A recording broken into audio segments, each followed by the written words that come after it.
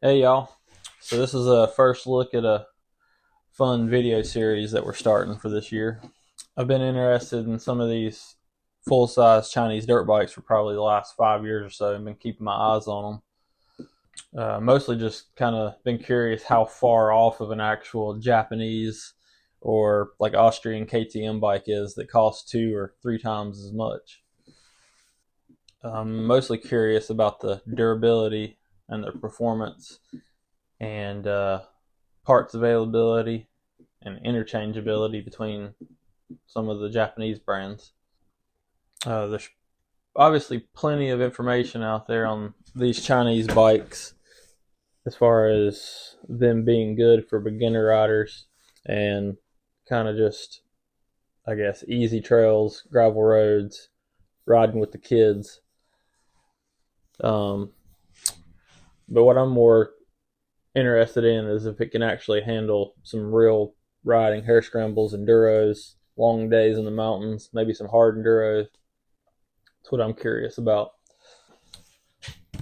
So what we got here is a 2021 Kayo K4 that I bought off Marketplace about 2 weeks ago for $1,200, and they are about $3,800. Brand new. Yeah, brand new. I'm not too sure about the hours on this bike. It does have the original tires, uh, which are pretty shot, but it's hard to say how many hours it's got on it. Some people get 20 hours out of a tire, some people get 50 hours out of a tire. First thing I'm going to do to this bike before I even ride it or get any first impressions on it is just treat it like any other 5-year-old bike I've bought off Marketplace. Going to show it some love and some maintenance. Going to have to do engine oil, air filter, throw some tires and heavy duty tubes on here, some ODI grips. Probably just look it over, maybe grease some bearings. One of the main things is repack this pipe. It sounds like there's absolutely nothing inside of it. That's pretty wild. We're gonna start it up and show y'all a little bit later in the video so y'all can get like a idea on what it sounds like.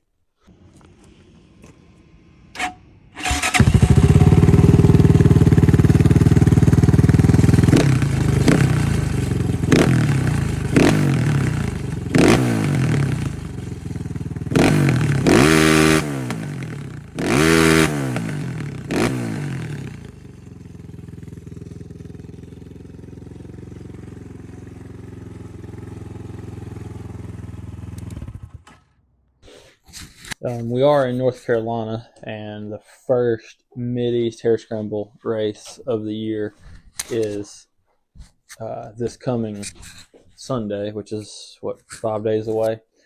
So I haven't even ridden the bike at all. I've got to show it some love and some maintenance and possibly get a little test ride in between now and then. But that's the first thing I plan on doing with it this weekend, taking it to the Mid-East race and putting it through 2 hours of fun and abuse and see if it can survive it and see what things I hate or like about it.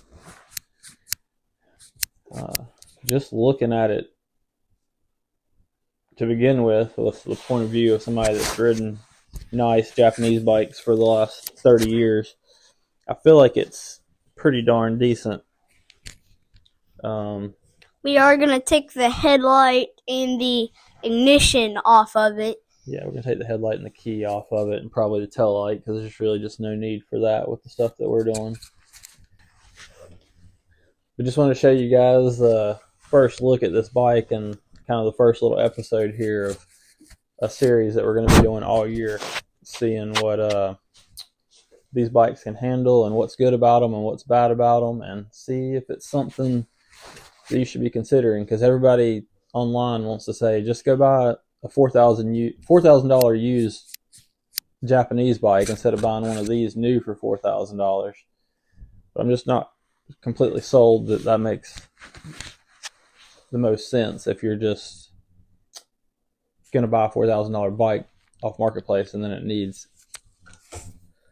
more stuff. The only thing, like my dad mentioned, we're going to switch to that. And if you look right here, it came without a, what do they call that? Petcock. Petcock. And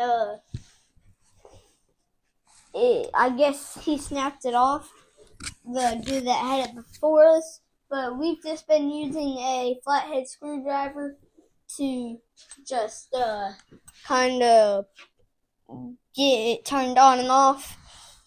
If you look, the shifter's kind of short, and other than that, it's completely stopped. Yeah, let's do just a simple walk around from the get-go and just see what this bike. Let's just do a simple little quick look walk around of this bike. I mean, it is 5 years old and been beat up and abused, so give them a walk around. So check out the back tire. As you can see, it's pretty shot. Spins pretty freely. Yeah, that's one thing I did notice. The bearings, it actually has good bearings in the rear wheel. Alright, thanks guys for watching our first episode of the Chinese dirt bike durability test. We're gonna do some work to this thing and get it ready for the first Mid-East race this weekend. We'll see y'all for episode 2 when we're loading up for the race.